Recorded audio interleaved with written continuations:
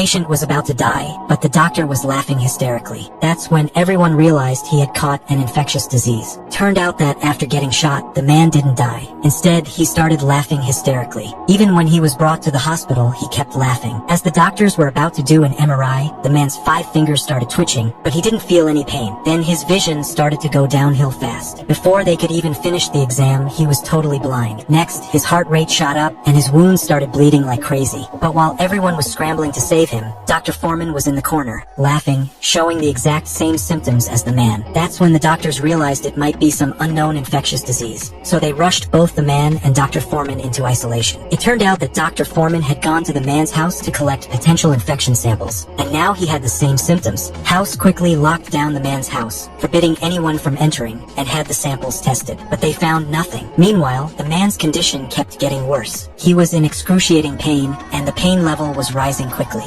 Seeing the man suffer, Dr. Foreman felt the weight of it all. The next day, when Camilla came in to change the dressings, Dr. Foreman grabbed a used needle and jabbed it into her thigh. That way, she might get infected with the virus too. To save herself, Camilla had no choice but to sneak into the man's house. Inside, Camilla found a bucket of pigeon droppings, which turned out to be a perfect breeding ground for the new Cryptococcus strain. Once Cryptococcus gets into the brain, it can cause heart palpitations, blindness, and unbearable pain, exactly what the man was experiencing. So, the doctors immediately started treating him for Cryptococcus. But after treatment, the man didn't get better. Instead, he went into cardiac arrest. Dr. Foreman injected him with a big dose of adrenaline and performed CPR, but it didn't work. To make things worse, tests on the pigeon droppings showed no sign of Cryptococcus. As the man died on the bed, Dr. Foreman felt like he was seeing his own future. At that moment, House quietly handed him an ice pick and a hammer, suggesting that Dr. Foreman use them to extract brain fluid from the man's brain for a biopsy to figure out what he was really infected with. But the hospital administrator immediately stepped in, saying that this case was too dangerous and needed to be handled by the CDC. At that point, Dr. Foreman didn't care anymore. He swung the hammer and brought it down. What are you doing?